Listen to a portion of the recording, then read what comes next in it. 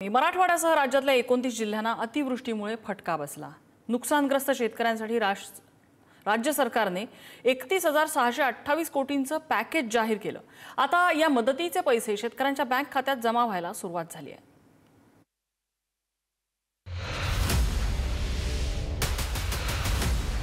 मराठवाड्यात झालेल्या अतिवृष्टीमुळे 32 लाख हेक्टरवरील पिकांचं नुकसान झालंय।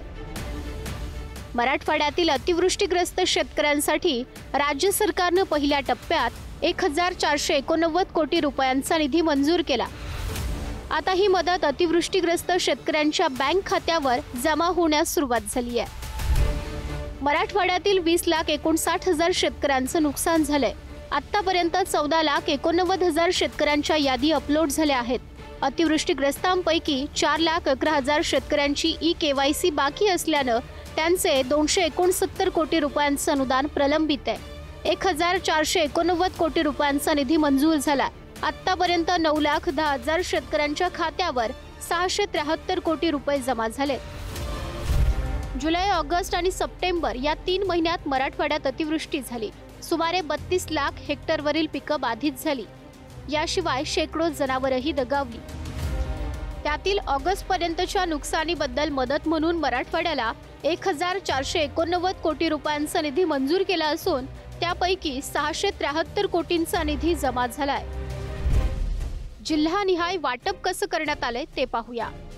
संभाजीनगर 29 कोटी रुपये, परभणी 30 कोटी 29 लाख रुपये, हिंगोली 105 कोटी 94 लाख रुपये, नांदेड 306 कोटी 92 लाख रुपये, बीड 2 कोटी 42 लाख रुपये, लातूर 156 कोटी 68 लाख रुपये, धाराशिव 71 कोटी 41 लाख रुपये, एकूण 673 कोटी 75 लाख रुपये।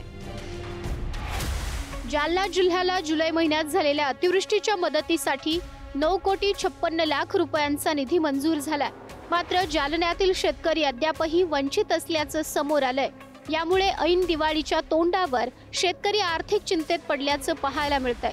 अवघ्या 4 दिवसांवर दिवाळी येऊन ठेपल्यानं पैशांची जुळवाजुळव करून दिवाळी साजरी कशी करायची असा सवाल आता शेतकऱ्यांना पडलाय। दिवाळी साजरी काय होणार आहे आता, कारण आता रडपडीत चालू आहे। आमच्या घरात आमचे लेकरं रडते, बायको थन पण करते। काय काय सांगणार का, आमच्या खिशात पैसा नाही हे पण आपण मुलांना समजावून सांगू शकत नाही ना। पण आता दिवाळी जर पैसे पडले लवकरात लवकर 2 दिवसात तर आमची दिवाळी होईल, नाही तर मग दिवाळी गोड व्हायच्या ऐवजी कडू होईल। दिवाळी 5 ते 6 दिवसावरती येऊन ठेपलेली आहे। ज्या शेतकऱ्यांचं 100% नुकसान झालं होतं ते पूर्णपणे सरकारच्या मदतीकडे डोळे लावून बसले होते। सरकारची मदत अद्याप आलेली नाहीये। दिवाळीचा सण कसा साजरा करावा हा शेतकऱ्यापुढे सर्वात मोठा प्रश्न आहे आणि मला तरी वाटतंय की ह्या नीचकामी सरकारमुळे ह्या वर्षी पण शेतकऱ्याची दिवाळी ही कडूच होणार आहे। लातूर जिल्ह्यातल्या औसा विधानसभा मतदारसंघात नुकसानग्रस्तांसाठी आमदार अभिमन्यू पवार यांच्याकडून आर्थिक मदत करण्यात आली। 1,275 नुकसानग्रस्त कुटुंबियांना एकूण 1.25 कोटी रुपयांचा धनादेश सुपूर्द केला। यावेळी या कुटुंबियांना अन्नधान्याच्या किट्सही वितरण करण्यात आलं। एक हात मदतीचा आधार घराला हा विषय आहे। मी माझ्या मतदारसंघातील मागच्या ऑगस्ट आणि सप्टेंबरमध्ये जी कुटुंब उद्ध्वस्त झाली त्या कुटुंबियाला मदत करण्याचा एक आम्ही प्रयत्न क्रिएटिव्ह फाउंडेशन आणि आमची जे अभयपुत्रांचे मित्र आहेत त्यांच्या फाउंडेशनच्या माध्यमातून हे आपण मदत देऊ इच्छित दिलेली आहे। आज धैर्यनाथ महाराज औषधकर आणि बीबी ठोंबरे साहेब यांच्या हस्ते चेक वाटप झालेले आहेत। साधारण 1275 कुटुंबांना आज चेक वाटप झालेले आहेत। राज्यातील 29 जिल्हे आणि 253 तालुक्यांना अतिवृष्टीमुळे फटका बसलाय। अतिवृष्टीमुळे नुकसान झालेल्या शेतकऱ्यांसाठी राज्य सरकारकडून 31,628 कोटींचं पॅकेज जाहीर करण्यात आलंय। प्रति हेक्टरी मदत वाढवत 2 ऐवजी 3 हेक्टर पर्यंत मर्यादा वाढवण्याचा निर्णय घेतलाय। आता ही मदत प्रत्यक्ष शेतकऱ्यांना मिळू लागली आहे। जालन्याहून गौरव साळीसह सचिन जिरे, पुढारी न्यूज, संभाजीनगर।